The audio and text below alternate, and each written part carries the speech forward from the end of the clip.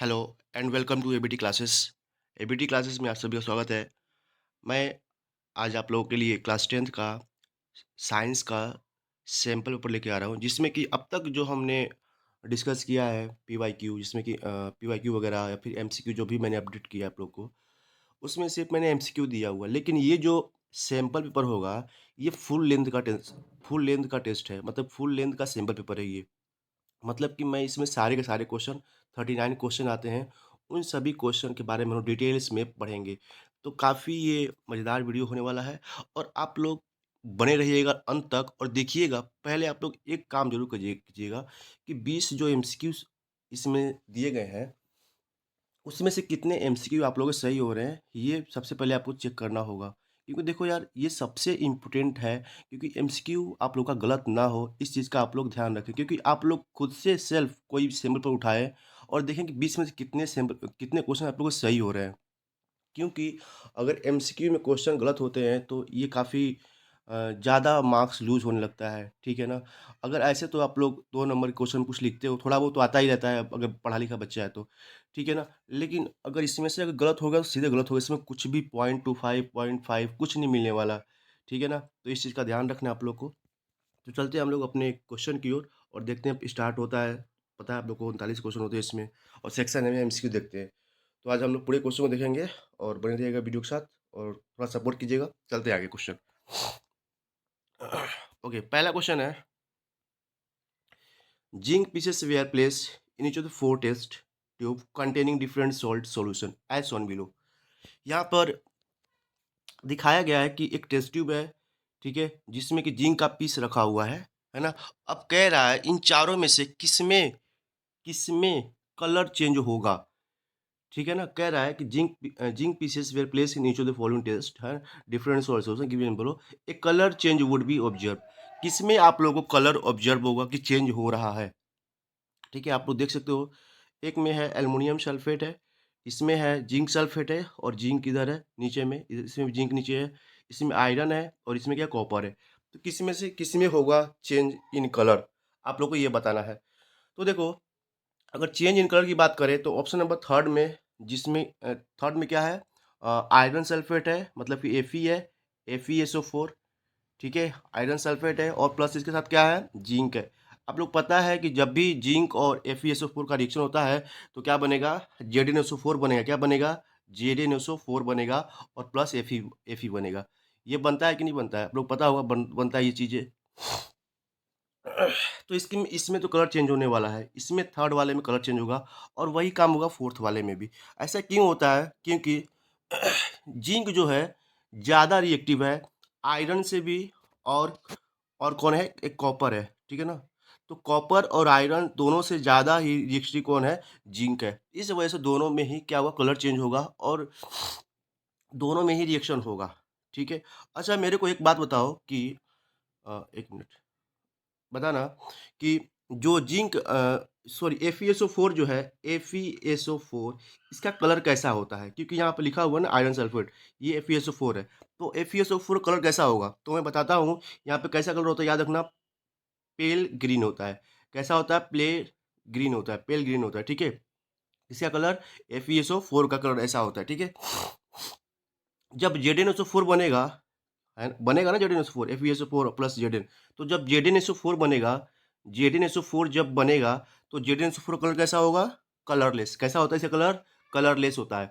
तो यहाँ पे कैसा हो गया, पेल ग्रीन से कैसा हो गया, कलरलेस हो गया थर्ड वाले में, ठीक है? समझ में आ रही इतने बात? चलते हैं फोर्थ वाले पे।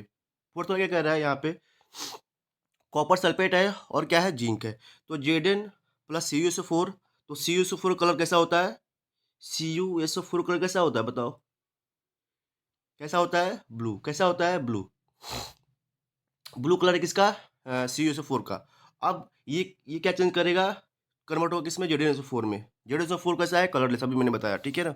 तो इस तरीके से पूरा रिएक्शन इसमें होगा, ठीक है? तो थर्ड और फोर्थ बिल्कुल सही है। तो मतलब थर्ड और फोर्थ कहाँ दिख रहा है आप लोगों को, थर्ड एंड फोर्थ इसमें बी वाले ऑप्शन में, ठीक है? बी ऑप्शन बिल्कुल सही है, ठीक है? नेक्स्ट क्वेश्चन, क्वेश्चन नंबर 2 कह रहा है, which of the following process involve chemical reaction. इसमें से किसमें केमिकल रिएक्शन होगा, ठीक है? ऑप्शन आप लोग पढ़ सकते हो ABCD। ए में है keeping petrol in a china dish in open. B है storing oxygen gas under pressure in a gas cylinder. C है लिक्विफिकेशन ऑफ एयर। डी है हीटिंग कॉपर वायर। ओके, तो डी में होगा, क्योंकि जब हीट करेंगे कॉपर वायर तो इसमें ऑक्सीडेशन रिएक्शन होगा। ठीक है, ऑक्सीडेशन रिएक्शन होगा यहाँ पर, तो इस वजह से यहाँ पे कॉपर ऑक्साइड बनेगा यहाँ पे, और इसी में होगा रिएक्शन। ठीक है, ऑप्शन नंबर डी बिल्कुल सही है। चलते हैं अगले क्वेश्चन की ओर। अगला क्वेश्चन है थर्ड। कह रहा है कि नेम द सब्सटेंस, एक minute, name the substance which on treatment with chlorine yield Cl yield bleaching powder. ठीक है, Cl इल्ड ब्लीचिंग पाउडर। ठीक है ना, तो मतलब इल्ड जो मिल रहा है हमें ब्लीचिंग पाउडर मिल रहा है, मतलब कि Cl के साथ रिएक्शन कराने पर, है ना, क्या मिल रहा है हमें, ब्लीचिंग पाउडर मिल रहा है। तो इसमें से कौन सा होगा जिसका रिएक्शन कराएंगे तो हमें क्या मिलेगा, ब्लीचिंग पाउडर मिलेगा। ऑप्शन ABCD लिखा हुआ है, आप लोग को इस दिख रहा होगा, बता सकते हैं आप लोग। CaO, COH2, CuO या फिर CaCO3, क्या होगा इसमें? तो देखो यहाँ पर ऑप्शन नंबर बी सही है। CaOH2 में, है ना, CaOH2 में अगर हम लोग Cl2 पास कराते हैं, ठीक है, यहाँ पे क्या करेंगे हम लोग, Cl2 करेंगे, Cl2 पास कराएंगे तो हमें क्या मिलने वाला है, मैं यहाँ लिख रहा हूँ, हमें मिलेगा CaOCl2।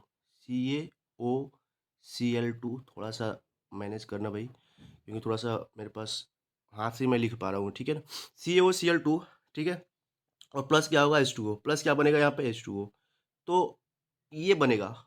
तो ये है ब्लीचिंग पाउडर। ये क्या है यहाँ पर, CaOCl2, ये है ब्लीचिंग पाउडर। ठीक है, कैल्शियम ऑक्सीक्लोराइड बोलते हैं इसको। तो ये है ब्लीचिंग पाउडर, याद रखना, ब्लीचिंग पाउडर का फॉर्मूला ये होता है CaOCl2।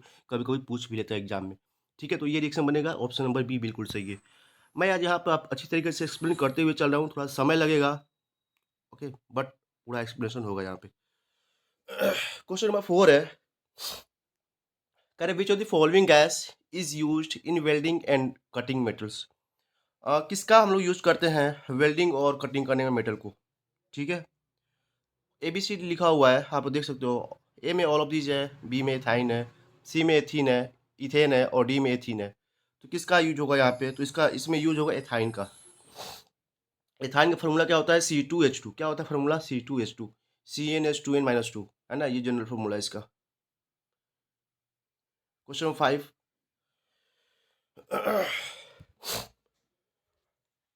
क्वेश्चन नंबर 5 है, a metal is heated with dilute H2SO4, the gas evolve is collected by the method shown in the figure, answer the following question is based on. Name of the gas, कौन सा gas इसमें evolve हो रहा है, आप देख सकते हो। ठीक है, कौन सा गैस इवॉल्व होगा, तो इसमें H2 गैस इवॉल्व होगा। ठीक है, हाइड्रोजन गैस इसमें इवॉल्व हो रहा है। पहले आप लोग अपना मैच कर लो, उसके बाद आंसर देखा करो। ठीक है, ताकि आप लोग का कॉन्फिडेंस हो जाए कि कितना आप लोग पा रहे हो, एग्जाम में कितना कर सकते हो, कितना सही हो रहा है। पता चले कुछ नहीं MCQ प्रैक्टिस की हो, फिर समस्या हो जाएगी यार, इसमें नंबर न कटे इसमें। ठीक है, ओके। 6 क्वेश्चन नंबर देखो, कह रहा before keeping any eatable in the jar, Riya always keep anhydrous CaCl2 to the bottle 2। समझ में आ रहा है क्वेश्चन? ऑप्शन ABCD लिखा हुआ है, आपको चेक करना है कौन सा इसमें सही होगा आंसर। इसमें जो सही है वो ये CaCl2 डाल रही है ताकि इसमें से जो मॉइस्चर है वो खत्म हो जाए। ठीक है, इसलिए CaCl2 इसने इसमें मिलाया हुआ है मॉइस्चर को कम करने के लिए। अगला क्वेश्चन है, which of the following is correct represent the electron dot structure of nitrogen. Nitrogen का कौन सा इसमें सही है इलेक्ट्रॉन डॉट स्ट्रक्चर। ABCD दिख रहा है आप लोग को स्क्रीन पे, आप लोग को इसमें से सही ऑप्शन चूज करना है, कौन सा होगा। क्या आपने चूज कर लिया है? ठीक है, ओके, तो देखते हैं कौन सा इसमें से ऑप्शन सही होगा। इसमें से जो ऑप्शन सही होगा यहाँ में ये सही होगा। ठीक है, क्योंकि N के साथ क्या होता है, ट्रिपल बॉन्ड बनता है। ठीक है, N ट्रिपल बॉन्ड N, तो देखो यहाँ पे 2 इधर हो गए, 2 इधर और 2 इधर, 6 हो गए इधर। ठीक है, और एक इधर, इधर कहीं भी एक कहीं भी एक हो सकता है, एक यहाँ हो सकता है, एक यहाँ कहीं भी हो सकता है। ठीक है ना, तो ये हो गए 8। ठीक है, तो ऐसे बनता है structure N triple bond N। ठीक है, इसमें डॉट स्ट्रक्चर का सही answer C। Question number 8, question है, the given figure is a demonstration of an experiment to show that carbon dioxide is essential for photosynthesis. What is the name of X kept which in watch glass? कह रहे कि इसमें बताना है कि एक substance क्या है, ठीक है, और CO2 काफी इंपॉर्टेंट है इसके लिए, ठीक है, फोटोसिंथेसिस के लिए। तो इसमें क्या रखा हुआ है ये बताना है। ABCD ऑप्शन लिखा हुआ है, आप लोग को बताना है। तो देखो भाई, एक्स जो है वो पोटेशियम हाइड्रोक्साइड है। पोटेशियम क्या है इसमें? हाइड्रोक्साइड है, क्योंकि पोटेशियम हाइड्रोक्साइड क्या कर रहा है, पूरे के पूरे इसमें से CO2 क्या कर रहा है, एब्जॉर्ब कर ले रहा है, इसलिए इसमें इसको वॉच ग्लास में रखा हुआ है ये, ठीक है। ओके, चलते हैं नेक्स्ट क्वेश्चन 9 की ओर। क्वेश्चन नंबर 9 है, in human mails all chromosomes are paired perfectly except one. This unpaired chromosome is are कौन कौन से इसमें? तो large chromosome, small chromosome, x या फिर वाई। तो इसमें सबको पता होगा कि वाई और एक्स का कॉम्बिनेशन होता है, जो एक जो पेयर बचता है, ठीक है ना। तो कौन से इसमें दिया हुआ 3 और 4 किधर है? इधर ये सी वाला, ठीक है, ऑप्शन नंबर सी बिल्कुल सही है, ठीक है। यानी क्या होगा, एक मिनट, 3 और 4 तो मतलब ये होगा ना, ए होगा यार, सॉरी, ठीक है ना। 3 और 4 किस पे मिल रहा था? 3 और 4, सॉरी, 3 और 4 मिल रहा है ना, तो 3 और 4 किस में मिल रहा है हमें? इसमें, ए में, ठीक है, ओके। ठीक है, क्योंकि पता है कि जो एक क्रोमोसोम होता है अनपेयर्ड, वो क्या, कौन सा सेक्स क्रोमोसोम होता है, ठीक है, सेक्स क्रोमोसोम होता है, ठीक है ना, सेक्स क्रोमोसोम, ठीक है, क्रोमोसोम, ठीक है, तो इसको याद रखना है। ओके, आगे बढ़ते हैं हम लोग। अगला क्वेश्चन है क्वेश्चन नंबर 10 कह रहा है, select the barrier method of contraception among the following. इसमें से बैरियर मेथड कौन से कॉन्ट्रासेप्शन का? Barrier method, copper T, oral pill, cervical cap, एपिट्यूबेक्टोमी। ओके, तो आप लोगों ने पढ़ा होगा चैप्टर, क्या है बता सकते हो? तो ये है cervical cap. Cervical cap barrier method है, ठीक है ना।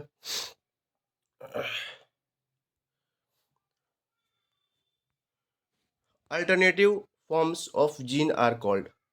जो अल्टरनेटिव फॉर्म है जीन का, उसे हम लोग क्या कहते हैं? क्रोमोसोम्स, लोकी, मल्टीपल, या फिर एलेल्स। एलेल्स बोलते हैं, आप लोग को पता होगा एलेल्स क्या होता है, ठीक है ना। एलेल्स होता है, ठीक है, क्या एलेल्स होता है? Alternative form of gene, gene का एक अल्टरनेटिव फॉर्म होता है, एलेल्स बोलते हैं उसको, ठीक है। Okay, question number 12, how does a gaseous exchange take place in woody plant?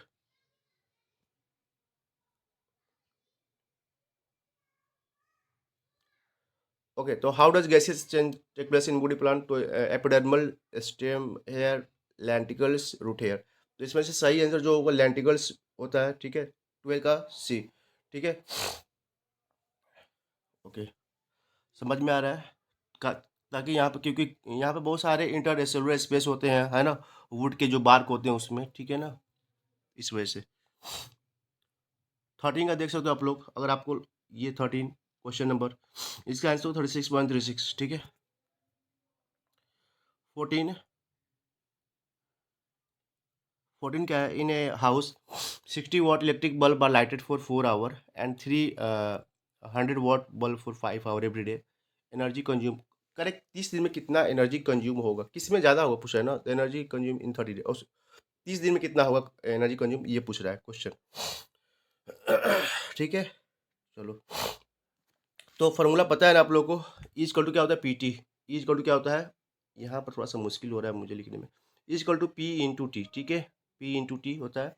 तो P कितना दिया हुआ है? P दिया हुआ है, वाट दिया है ना, तो 60 वाट दिया हुआ है यहाँ पे P, और टाइम कितना दिया हुआ है? 4, ठीक है, 4। कितने बल्ब यहाँ पे जल रहे हैं? यहाँ पे 2 बल्ब जल रहे हैं, तो इंटू 2 कर देते हैं, एन जो होगा वो है ना, 2 बल्ब हैं तो 2 के लिए मैं कर दे रहा हूँ 2, ठीक है। कितना हो गया यहाँ पे? 4 8 हो, 24 24 48, 480, 480, ठीक है, 480। ये कितना हो गया? वाट में हो गया, ठीक है, वाट आवर हो गया। तो हमें किलो वाट में चाहिए, तो किलो वाट में करेंगे, क्योंकि आंसर किलो वाट में दिया हुआ, तो हमें इसे किलो वाट में करना हो, तो 1000 डिवाइड कर देंगे हम लोग बाई, क्या कर देंगे? 1000, है ना, 1000 कर देंगे, एक और जीरो लगा लो यहाँ पे, 1000 कर देंगे, तो यहाँ पे कितना हो जाएगा? 0.4, है ना, 0.48 निकल के आएगा यहाँ पे। ओके ना, कितना आ रहा है? 0.48। तो एक तो हो गया 0.48, 48 ऐसे निकालना है दूसरे का भी। सॉरी, थोड़ा खांसी हो गया। तो 0.48 हो गया ए सिचुएशन में। बी सिचुएशन क्या कह रहा है कि एक 3 बल्ब हैं। कितने बल्ब हैं? 3 बल्ब हैं और ये 100 वाट के बल्ब हैं, मतलब कि W की वैल्यू हो गई 100 और दिया कि 5 घंटे तक जल रहे हैं, तो 5 से मल्टीप्लाई तो कितना हुआ? 15, 15 पे 2 जीरो, ठीक है। और यहाँ पे एक ऐसे डिवाइड कर देंगे कि किलोवाट में करना है, ठीक है। तो ये गया, ये गया, ये गया, इससे ये गया, ठीक है। दो तो कितना बचा? 1.5, ठीक है ना। कितना आ रहा है? 1.5 इधर, तो जोड़ लो यहाँ पे 1.5 प्लस 4.8 कितना आ जाएगा जोड़ने पे? 1.5 प्लस तो अच्छा, हमें 30 दिन का निकालना है ना, 30 से यहाँ पे मल्टीप्लाई करना पड़ेगा दोनों को ही।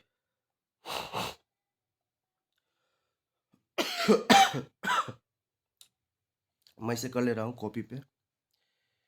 30, ठीक है, इसका हो गया 30 दिन और इधर 14.44 प्लस 45, 14.44 प्लस 45 ये 59.4, ये 59.4 आ जा रहा है, ठीक है ना। ये हो जाएगा क्योंकि 30 दिन मैंने उसमें नहीं किया था, तो पहले में भी 30 से कर देंगे, इस दूसरे में 30 से कर देंगे और फिर आंसर आ जाएगा, ठीक है।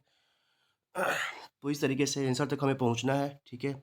ओके, पहला क्वेश्चन है, आप लोग भी कर सकते हो कॉपी निकाल के अपने अपने कॉपी पर, ठीक है ना। क्वेश्चन 15 है, what does the given flow chart represent. ये फ्लो चार्ट क्या रिप्रेजेंट कर रहा है ये बताना है। ग्रास है, डीएर है, लॉयन है ना, 20 यूनिट, 2 यूनिट, 0.2 यूनिट, तो ये क्या बता रहा है? आप लोग पढ़े होंगे इस चैप्टर को। ओके, तो ये है अनडायरेक्शनल एनर्जी फ्लो एंड लिंडर्समैन लॉ, ठीक है। लिंडमैन लॉ को बता रहा है ये, है ना। आप लोग पढ़े हो लिंडमैन लॉ। लिंडमैन लॉ क्या कहता है? कहता है कि only 10% of energy present in trophic level, यही कहता है ना लिंडमैन, कि 10% एनर्जी प्रेजेंट है ट्रॉपिक लेवल पे और वो ट्रांसफर हो जाती है नेक्स्ट ट्रॉपिक लेवल में, ठीक है ना। तो ये होता है लिंडमैन लॉ, ठीक है। आगे बढ़ते हैं हम लोग क्वेश्चन नंबर 16 की ओर। 16 कह रहा है which of the following groups contain the biodegradable items. इसमें से किसमें, है ना, बायोडिग्रेडेबल आइटम्स केवल है? तो देख सकते हो ग्रास, फ्लावर, लेदर, ये तो बायोडिग्रेडेबल है। ग्रास, वुड, अच्छा प्लास्टिक, ये देखो ये भी नहीं है यार। फ्रूट, पील, केक सब है, सी है। केक, वुड, ग्रास ये भी है। तो बी वाला जहाँ पे हटा दो तो एसीडी, इसमें तो एसीडी, हाँ तो पहले ही ऑप्शन मिल तो गया है। देखो इसमें बी है नहीं होगा, इसमें बी है नहीं होगा, इसमें बी है नहीं होगा, तो ऑप्शन नंबर ए बिल्कुल सही है, ठीक है। 17 एसर्शन रीजन, थोड़ा सा नीचे कर देते हैं, ओके।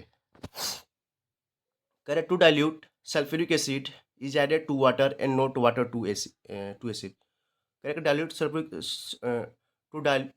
एसिड डाइल्यूट करने के लिए हमें क्या करना है? एसिड को ऐड करना है वाटर में, ना कि वाटर को एसिड में, है ना। वाटर को एसिड में नहीं डालना चाहिए, ठीक है ना। समस्या हो जाती है कि बहुत तेज़ी से कंसनट्रेट अगर है तो बहुत तेज़ी से रिएक्शन होगा और फिर हमारा हाथ वगैरह जल सकता है, मुंह जल सकता है, इस वजह से, ठीक है। तो ये बिल्कुल सही दिया हुआ है, एसर्शन सही है, ठीक है। रीजन देखते हैं, specific heat water is quite large. हाँ देखो इसका सही बता रहा है, जो हम बोले हैं ना वही बता रहा है ये, कि बहुत ज़्यादा यहाँ पे हीट निकलता है, बहुत सही है। तो दोनों ही सही है, एक्सप्लेन भी सही कर रहा है इसको। क्वेश्चन नंबर 18 है, कह रहा है multiple fusion produces many daughter cells in simultaneously. क्या सही है? तो बिल्कुल सही दे रहा है। रीजन, फेवरेबल कंडीशन नहीं यार, ये किसी भी टेम्परेचर में, किसी भी है ना कंडीशन में होता है, तो ये गलत है, रीजन गलत है। मतलब कि ए सही है, आर फॉल्स है, ठीक है, आर गलत है, तो ये सी वाला सही है, रेटिंग है सी।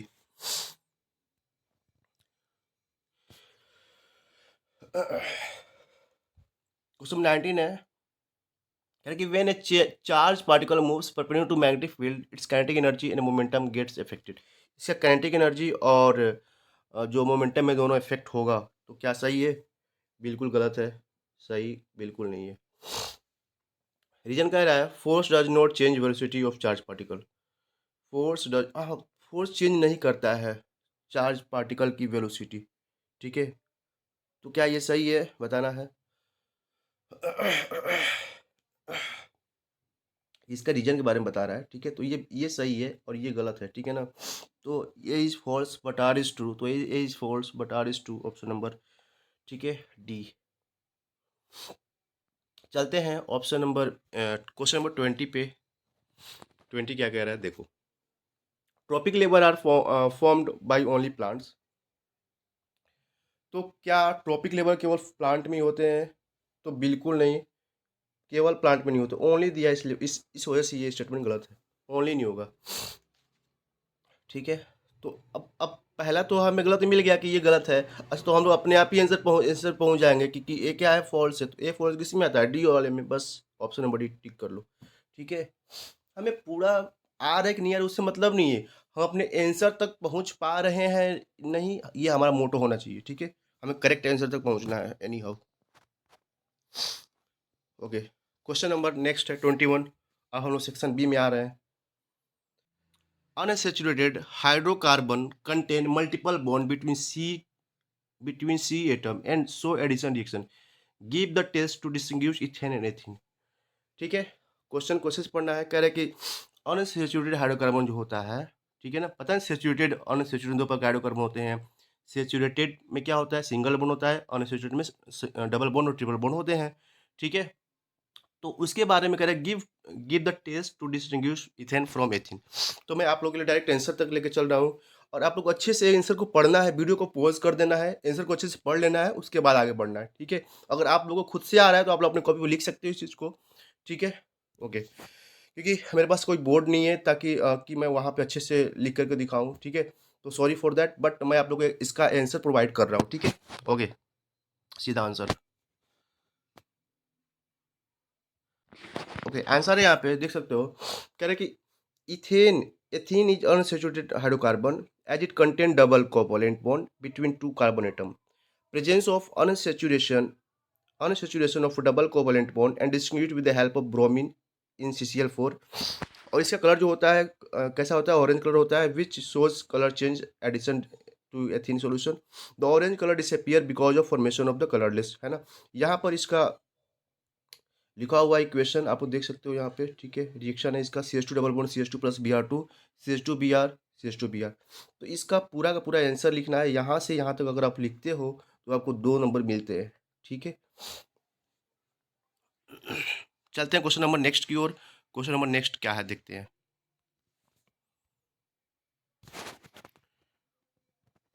क्वेश्चन है 22। कह रहे कि draw a flow chart showing various types of reproduction with example, है ना। फ्लो चार्ट दिखाइए और बताइए कि किस वेरियस टाइप्स ऑफ रिप्रोडक्शन होते हैं इसके एग्जाम्पल के साथ, ठीक है ना। चलते हैं देखते हैं। आप लोगों को पता भी होगा अलग अलग प्रकार के रिप्रोडक्शन होते हैं, सेक्सुअल है, सेक्सुअल में अलग होते हैं, सेक्सुअल में अलग अलग होते हैं, ठीक है। तो उसी के बारे में ये हमें पूछ रहा है, ठीक है। तो चलो मैं चलता हूँ आप लोग को आंसर के क्यों लेकर के। ये रहा आंसर, ठीक है। तो यहाँ पे क्वेश्चन नंबर 22, ठीक है। रिप्रोडक्शन, है ना, दो पार्ट में, सेक्सुअल एसेक्सुअल। सेक्सुअल में मेल गेमेट्स फीमेल गेमेट्स दोनों मिल रहे हैं, जाइगोट बना रहे हैं, फिर यहाँ पे इंडिविजुअल्स, ठीक है। फिर यहाँ पे देखो वेजिटेटिव प्रोपोगेशन, है ना, फ्रेगमेंटेशन, स्पोर फॉर्मेशन, ठीक है। एग्जाम्पल भी यहाँ पे लिखा है, राइजोपोस वगैरह, ठीक है। यहाँ पे स्पाइरोगाइरा है फ्रेगमेंटेशन में। और फिर आर्टिफिशियल, इसमें वेजिटेटिव प्रोपोगेशन दो प्रकार का होता है, एक नेचुरल होता है, एक आर्टिफिशियल होता है। इसमें कटिंग वगैरह जो होता है, ये सब कटिंग, ग्राफ्टिंग, लेयरिंग, है ना, टिश्यू कल्चर, ये सब क्या आर्टिफिशियल में है। और नेचुरल में कौन कौन से होते हैं, रूट, लीफ, स्टेम, ठीक है। तो इस तरीके से आप लोग को यहाँ पे स्ट्रक्चर शो करना था, ठीक है, बना करके। चलते हैं अगले क्वेश्चन 23 की ओर, ठीक है। क्वेश्चन 23 करें, what is significance of emulsification of fats. What is significance of emulsification of fats, question number 23, ठीक है। हमें सिग्निफिकेंस पढ़ना है ना, कि फैट्स का एमल्सिफिकेशन कैसे होता है, ठीक है। इसके बारे में चलते क्वेश्चन, इसका आंसर की ओर। ये रहा answer. Significance of emulsification of fats is as below. इसमें क्या होता है, पहला है bile contain the bile pigments and bile salts होता है।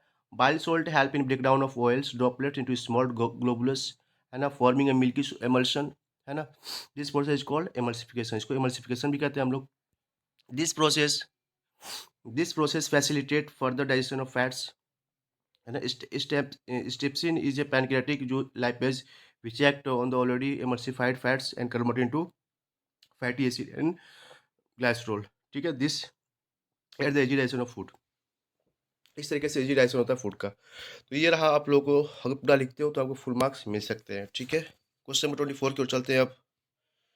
क्वेश्चन नंबर 24 है कि an object is 3 cm high, place 20 cm from convex lens और focal length 12 cm, find nature, position and height of the image, ठीक है।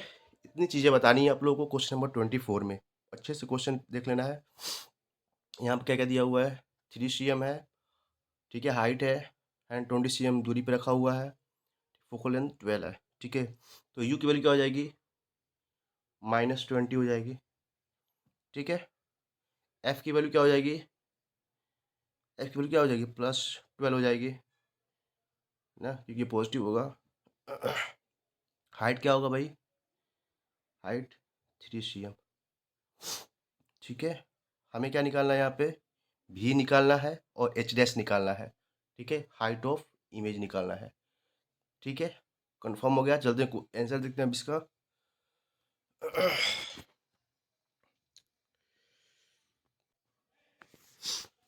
ये रहा explanation इसका, ठीक है। फार्मूला लगाना है, ठीक है, 1/(1/v) पता है लेंस का फार्मूला ये होता है।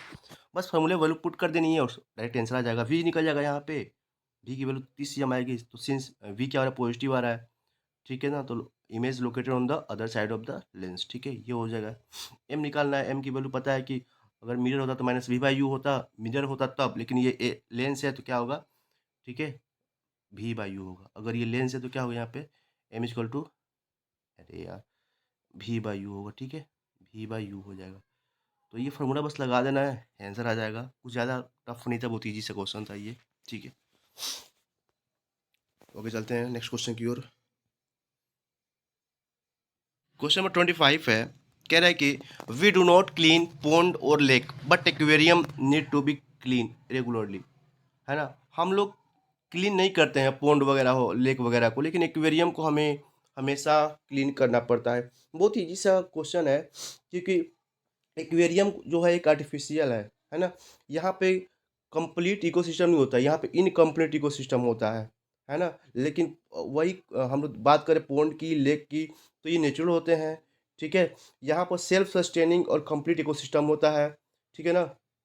और बहुत पोंड्स और लेक में बहुत सारे ऐसे क्लीनिंग मैकेनिज्म होते हैं, ठीक है, जैसे कि वहाँ बहुत सारे माइक्रो ऑर्गेनिज्म होते हैं जो कि इसको साफ सुथरा करने में भी काम देते हैं, ठीक है। तो ये दोनों में डिफरेंसेस था, बस इतना ही लिखना है, ज़्यादा नहीं लिखना है इसको, ठीक है।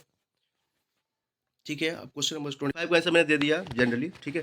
26 का आंसर देखो भाई, करें what is scattering of light, explain how the colour of scattered light depend on the size of the scattering particles, है ना। तो इसका आंसर मैं आप लोग प्रोवाइड कर दे रहा हूँ, ठीक है, ताकि थोड़ा जल्दी हो जाए, क्योंकि मैं अगर एक्सप्लेन करने लगूंगा तो काफ़ी लंबा वीडियो हो जाएगा, और लंबा वीडियो थोड़ा सा बच्चों को बोर कर देता है। क्योंकि आप लोग क्या करो कि अपने खुद से क्वेश्चन देखो, आप लोग देखो आपको क्वेश्चन आ रहा है, अगर आ रहा है तो आप लोग क्या कौन कौन सा पॉइंट इसमें इंक्लूड कर सकते हो, और उसके बाद आंसर को देख लो, बस इतना काम करना है, ठीक है। ओके, चलते हैं आंसर की ओर। क्वेश्चन नंबर 26, क्वेश्चन नंबर 26 का आंसर आप लोगों के सामने है, ठीक है। स्कैटरिंग लाइट का आप लोग देख सकते हो क्वेश्चन 26, ठीक है, ये रहा, ठीक है, यू कैन रीड इट। चलते क्वेश्चन नंबर 27 की ओर, ठीक है। क्वेश्चन 27 है, hydrogen is not a metal but it has been assigned a place in the reactivity series of metal. क्योंकि हाइड्रोजन कोई मेटल नहीं है, लेकिन आप लोग पता है ना कि रिएक्टिविटी सीरीज में हाइड्रोजन का भी एक प्लेस है। ऐसा क्यों किया गया है, क्वेश्चन यही पूछ रहा है आप लोगों से। बात समझ में आ रही है, क्वेश्चन को यही जानना है कि ऐसा क्यों है ना। तो चलते हैं एक्सप्लेनेशन देखते हैं कि क्या है एक्सप्लेनेशन इसका। आप लोग सामने आंसर है, hydrogen has tendency to lose electron, पता है, और जहाँ पे भी इलेक्ट्रॉन लूज होता है वो क्या होता है, पॉजिटिव होता है, और जहाँ भी प्लस चार्ज होते हैं वहाँ पे मेटल होते हैं। तो पता है आप लोगों को, पढ़े होंगे आप लोग सब चीज़ों को, इजी चीज़ें हैं ये सब, है ना। तो लेकिन जनरली ये मेटल है नहीं, आप लोग को पता है कि हाइड्रोजन मेटल नहीं है, ठीक है। तो इसका आंसर लिखा हुआ आप लोग जस्ट रीड इट, है ना, बहुत ईजी सा आंसर है ना। ओके, चलते हैं नेक्स्ट क्वेश्चन की ओर। आप लोग को रिएक्टिविटी सीरीज सारा याद हो जाना चाहिए, ठीक है। याद हो है तो अच्छी बात है, जिसको नहीं याद है प्लीज़ याद कर ले रिएक्टिव ट्वी सीरीज। अगला क्वेश्चन है, कह रहा है कि टू और A and B were taken on heating or A gives CO2 whereas B give SO2. What step you take to convert them into metal? अच्छे से समझ लो, दो और लिए गए हैं, एक A है और एक B है। A में क्या हो रहा है कि CO2 निकल रहा है और B में SO2 निकल रहा है। क्या क्या आपने इस रिएक्शन में किया है कि ऐसा हो रहा है? आइए हम लोग आंसर की ओर चलते हैं। फिर से अच्छे से पढ़ लेना क्वेश्चन को, क्योंकि वहाँ पे सिर्फ आंसर मिलेगा आप लोगों को, ठीक है। चलते हैं आंसर की ओर। ओके, और यहाँ पे लिखा हुआ है आंसर, और एक क्या है, कार्बोनेट और है, इस वजह से वहाँ पे क्या निकला, CO2 निकला, ठीक है। उसके लिए रिएक्शन है, ये एम एम जो रिप्रेजेंट कर रहा है वो मेटल को रिप्रेजेंट कर रहा है ना, मेटल एम, ठीक है। तो मेटल को ही है कार्बोनेट, फिर एमओ मिला, मतलब मेटल ऑक्साइड मिला, CO2 मिला, कार्बन डाइऑक्साइड गैस मिला। तो ये रहा रिएक्शन, बहुत ईजी सा रिएक्शन है। आप लोग एम के जगह पे कोई मेटल का नाम लिख सकते हो, ठीक है, कोई भी मेटल लिख सकते हो आप लोग। बी में क्या था, एमओ था प्लस सी था, एम मिला और CO मिला, ठीक है। ये बी, ए बी, ठीक है। लेकिन जो SO2 वाला था उसमें देखते हैं अब क्या मिलेगा। SO2 वाले में देखते हैं क्या मिलता है, ठीक है। तो सल्फाइड और वाला, ठीक है। ये देखो, यहाँ पे देखो, मेटल सल्फाइड MS लिखा हुआ है, कोई भी है ना मेटल है, S लगा उसके साथ 3O2, इसमें रिएक्शन किया गया, 2MO मिला, SO2 मिला, ठीक है ना।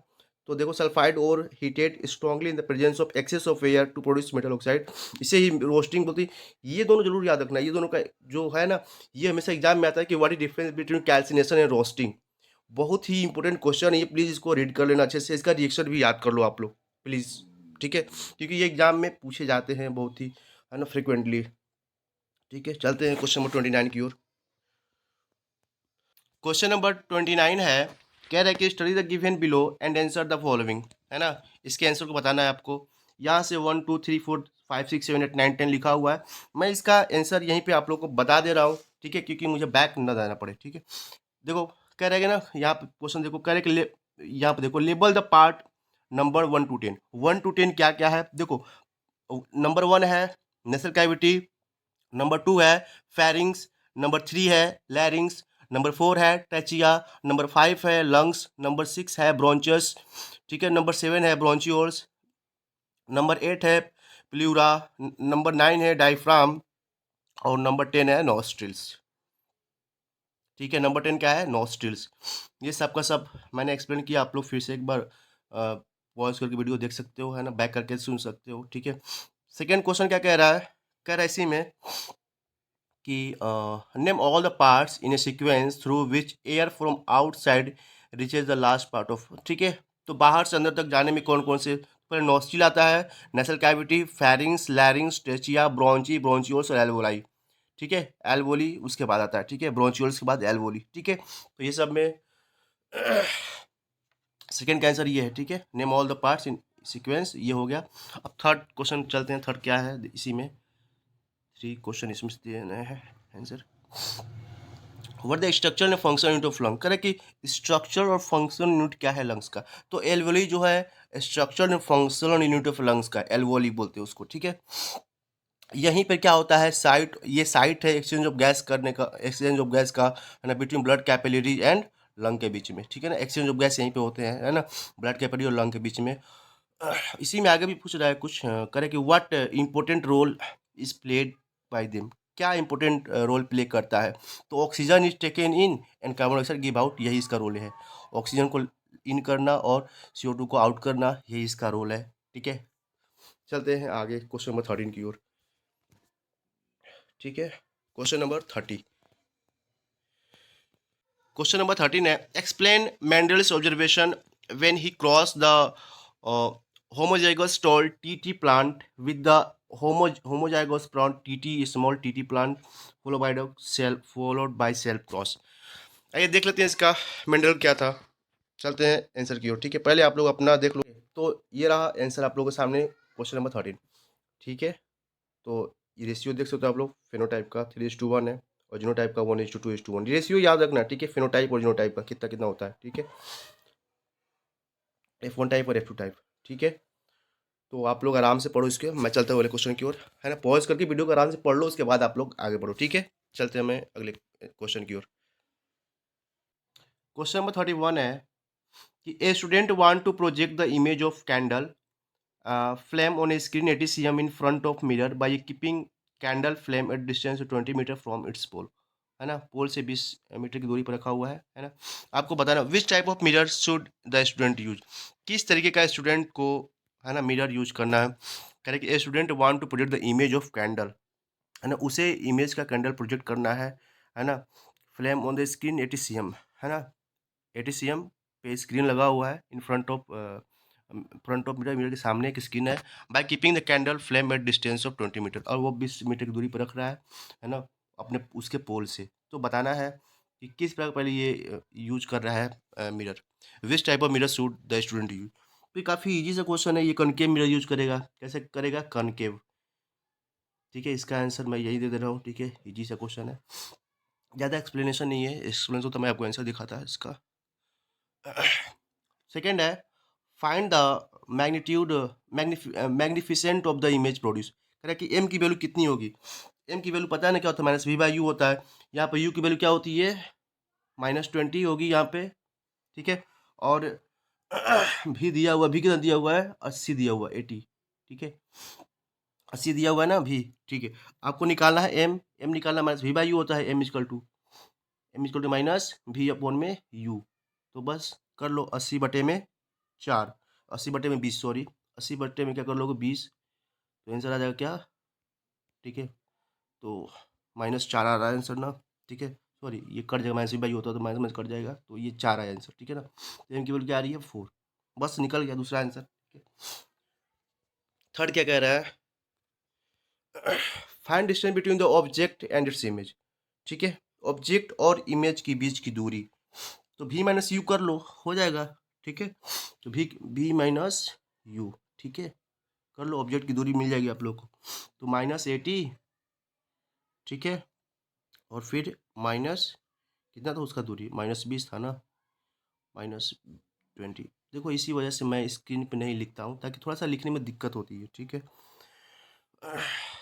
तो यहाँ पे कितना आएगा, ये प्लस हो जाएगा तो 60 हो जाएगा, ठीक है, 60 cm, ठीक है। ये रहा आंसर, 60 मीटर होगा, ओके। चलते हैं क्वेश्चन नंबर 33 की ओर।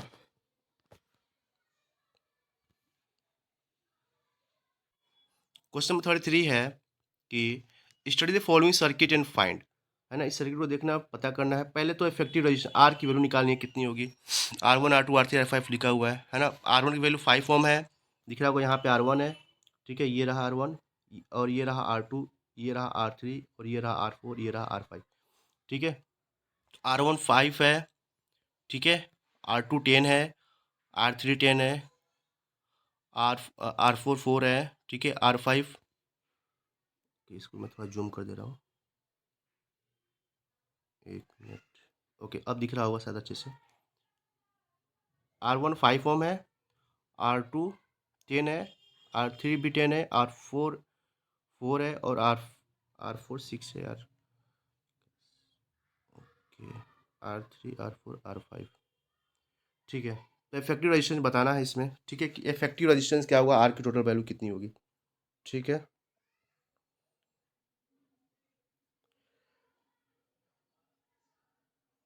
R3 R4 R2,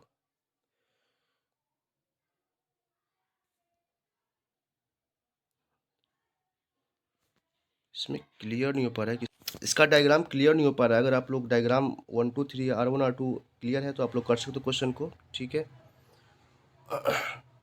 इसका R1 R2, मैं एक मिनट इसका देखता हूँ क्वेश्चन किधर है। ओके, तो ये क्लियर हो चुका है। यहाँ पर ये R1 है, ठीक है, ये R2 है, ये R3 है, ये R4 है, और ये R5 है, ठीक है, ओके। तो पूछ रहा है कि इफेक्टिव रेजिस्टेंस कितना होगा। तो इफेक्टिव रेजिस्टेंस देख रहे हो, ये दोनों क्या है, सीरीज में एक साथ, है ना। R3 R4 क्या है, सीरीज में है, तो 6 4 कितना हो जाएगा, 10 हो जाएगा, ठीक है। 6 4 कितना हो गया, 10 हो गया। तो इन दोनों को 10 करके फिर ये R2 जो है इसके पैरेलल में है ना, पैरेलल में, तो 1/10 प्लस 1/10 कर लेंगे, 1/10 प्लस 1/10 कितना हो जाएगा, 10, ऊपर में 2 हो जाएगा, उल्टा करेंगे तो 5 हो जाएगा। तो मतलब कि यहाँ पे पूरा 5 आ गया, इन तीनों को निकाल के 5 आ गया, ठीक है। उसके बाद दिख रहा है कि ये भी देखो, अब ये क्या हो जाएगा, अभी सीधे हो जाएगा, सीरीज में तीनों हो जाएगा, ठीक है। इन इन तीनों को निकाल के हम लोग कितना लाए, 5 लाए आंसर। अब देखो ये भी सीरीज में है, या इसको अब हम लोग एक एक ये जो 5 आया है आंसर, है ना, इसको हम लोग 5 ले लेंगे यहाँ पर, और ये 5 इधर है, ठीक है। तो 10, 5, 15, 5, 20, इसका मतलब इफेक्टिव रेजिस्टेंस कितना आएगा, 20 ओम का इफेक्टिव रेजिस्टेंस आएगा। 20 ओम में क्या आ रहा है, इफेक्टिव रेजिस्टेंस आ रहा है, ठीक है। ओके, पूछा करंट ड्रॉन कितना होगा, इसमें से कितना करंट निकल रहा होगा बैटरी के द्वारा।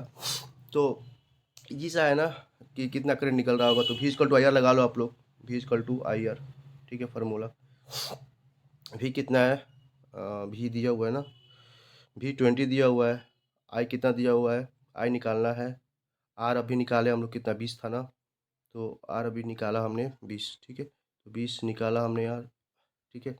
तो कट के क्या हो गया, 1, ठीक है। क्या आया, 1 एम्पियर करंट फ्लो कर रहा है वो, ठीक है।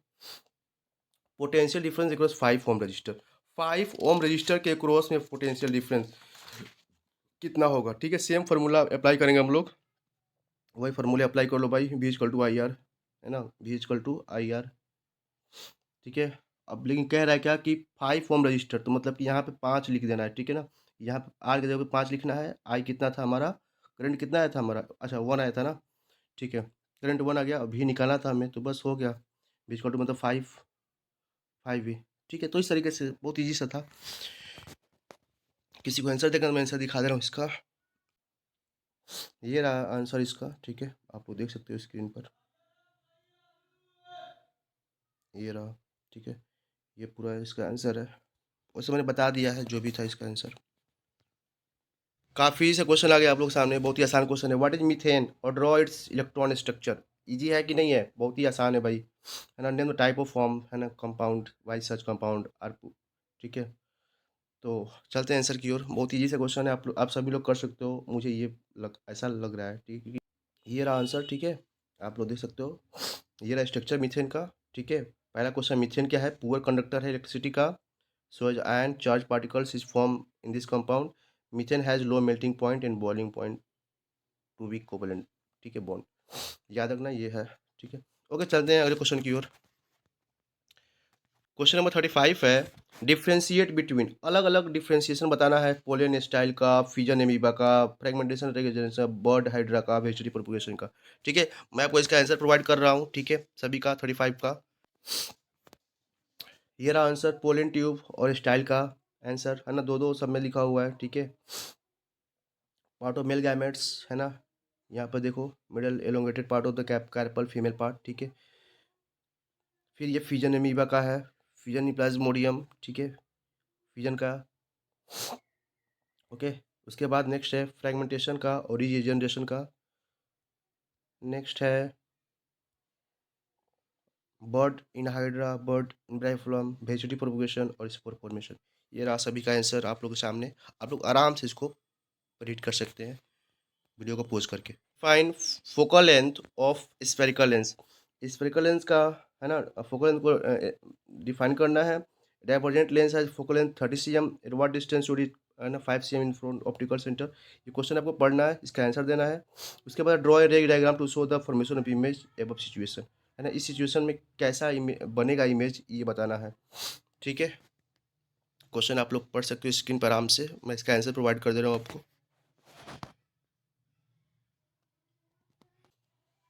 आंसर है यहाँ पे, distance between focus and optical centre of lens is called focal lens, length of the lens, ठीक है। ये है एक्सप्लेनेशन सेकंड का, ठीक है। निकालना था एच आई, ठीक है, 2.5 आ रहा है, ये रहा उसका इमेज फॉर्मेशन, ठीक है। चलते हैं अगले क्वेश्चन की ओर। हम लोग आ चुके हैं क्वेश्चन नंबर क्वेश्चन 37 पे, सेक्शन ई, सेक्शन ई पे हम लोग आ चुके हैं। तो आप लोग क्वेश्चन को पढ़ सकते हो, क्योंकि वैल्यू बेस्ड क्वेश्चन है ये, है ना। तो वैल्यू बेस्ड क्वेश्चन मैं नहीं पढ़ने वाला, क्योंकि काफ़ी समय वेस्ट होगा इसमें, है ना, टाइम काफ़ी लगता है, कंज्यूम होता है इसमें। इस वजह से आप लोग इसके खुद से रीड कर लो। मैं इसका आंसर आप लोग को जरूर प्रोवाइड कर दे रहा हूँ, ठीक है, ताकि आप लोग अपना आंसर बाद में मैच कर लेना, ठीक है।